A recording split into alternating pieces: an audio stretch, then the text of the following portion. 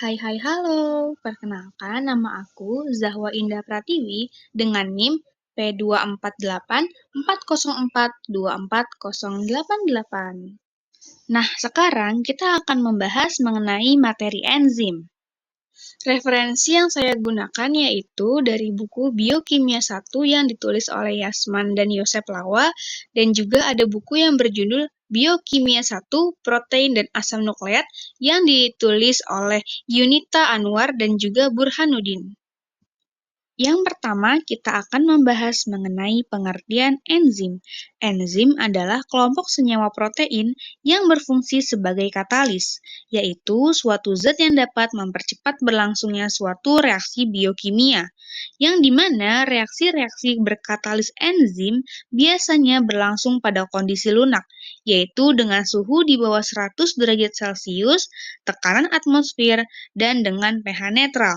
Aktivitas enzim dapat diatur dan juga bergantung kepada konsentrasi substrat atau molekul-molekul lainnya.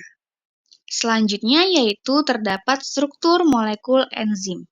Yang pertama, sisi aktif. Sisi aktif adalah bagian tempat terikatnya substrat. Yang kedua yaitu gugus kimia. Gugus kimia ini dapat berupa kofaktor dan juga koenzim yang disebut sebagai gugus prostetik. Kofaktor dapat berupa ion anorganik atau molekul organik atau juga metal organik kompleks yang disebut koenzim.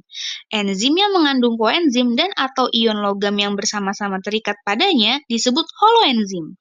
Bagian protein dari tiap enzim disebut apoenzim atau apoprotein. Dan yang terakhir terdapat sisi pengaturan. Sisi pengaturan adalah tempat terikatnya senyawa yang dapat mengatur kerja enzim. Selanjutnya yaitu kita akan masuk ke dalam mekanisme kerja enzim. Model reaksi enzim dibedakan atas dua jenis, yaitu model kunci dan gembok yang diajukan oleh Emil Firth pada tahun 1890 dan model Indus-Fit yang diajukan pada tahun 1958 oleh Daniel Koslan. Pada model kunci dan gembok, setiap enzim mempunyai kekhasan yaitu hanya bekerja pada satu reaksi saja. Untuk dapat bekerja pada suatu zat atau suatu substrat, harus ada hubungan atau kontrak antara enzim dan juga substrat. Tempat atau bagian enzim yang mengadakan kontak dengan substrat dinamakan sisi aktif. Dan untuk model Indus-Fit adalah model reaksi enzim yang saat ini dipandang lebih masuk akal dibandingkan model kunci dan gembok. Pada model ini, konfirmasi suatu enzim bersifat lebih fleksibel dan dapat terinduksi untuk berubah apabila terdapat substrat di lingkungan reaksinya. Berikut adalah gambaran model Indus-Fit dan juga model kunci dan gembok pada mekanisme kerja enzim. Enzim dapat menurunkan energi aktivasi suatu reaksi kimia.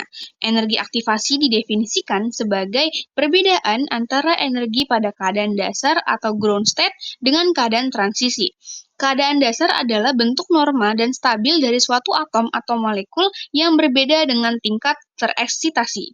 Dan keadaan transisi yaitu bentuk aktif molekul sehingga molekul mampu melangsungkan reaksi kimia. Energi aktivasi yang besar mencerminkan semakin sulit terjadinya reaksi kimia. Dengan adanya katalis atau enzim, harga energi aktivasi diperkecil atau diturunkan sehingga mempercepat atau mempermudah terjadinya suatu reaksi. Aktivitas katalitik suatu enzim memerlukan suatu mekanisme tambahan yang terdiri dari katalis asam basa, katalis kovalen, dan juga katalis ion logam. Katalis asam basa didasarkan pada transfer proton ke atau dari substrat atau senyawa intermediat membentuk produk.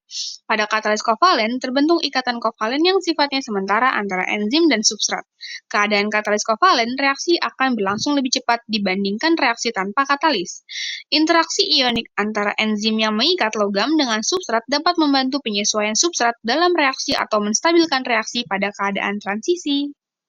Berikut adalah peranan ion logam dalam mekanisme kerja enzim. Baik, itu saja yang dapat saya sampaikan mengenai pengertian, struktur, maupun mekanisme kerja enzim. Kurang lebihnya mohon maaf. Terima kasih. Bye-bye.